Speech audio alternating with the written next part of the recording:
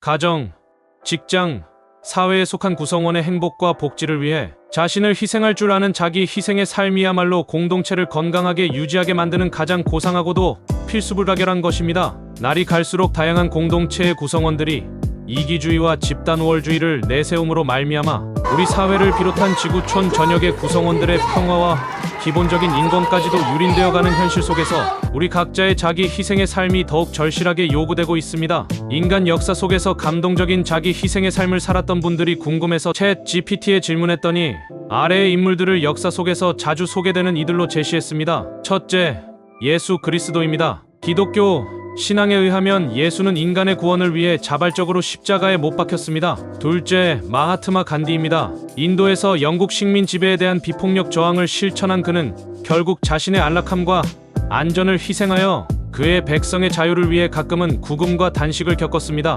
셋째, 잔 다르크입니다. 그녀는 100년 전쟁 중 프랑스 군대를 이끌어 중요한 승리를 거두었지만 결국 영국군에게 체포되어 처형당했습니다. 그녀는 조국의 독립을 위해 자신의 생명을 바쳤습니다. 넷째, 마더 테레사입니다. 그녀는 인도의 칼커타에서 가난한 사람들을 섬기는데 평생을 바쳤으며 개인적인 안락함과 부를 희생하여 필요한 이들을 돌봤습니다. 다섯째, 오스카 쉰들러입니다. 그는 홀로코스트 기간 중 천여 명의 유대인을 구하기 위해 자신의 생명과 재산을 모두 걸었습니다. 그는 다른 이들을 보호하기 위해 자신의 안전을 희생했습니다. 여섯째, 막시밀리안 콜베입니다. 그는 제2차 세계대전 중 아우슈비츠 수용소에서 처형당하도록 뽑힌 다른 죄수를 대신하여 자신이 처형당함으로 다른 사람을 구했습니다. 일곱째, 넬슨 만델라입니다. 그는 남아프리카 공화국에서 인종차별주의에 대한 반대로 27년간의 감옥 생활을 했습니다. 그는 평등과 정의를 위해 자유를 희생했습니다.